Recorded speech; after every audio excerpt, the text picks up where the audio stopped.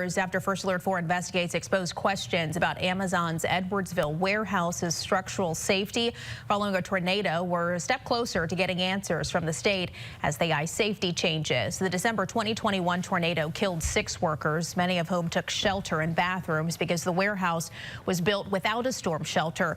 Currently, there are no federal requirements for warehouses to have shelters.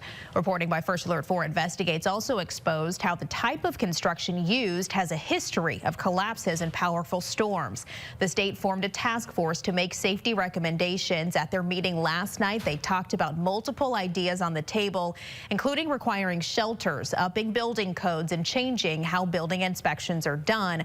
The final report is due January 1st, 2025. There is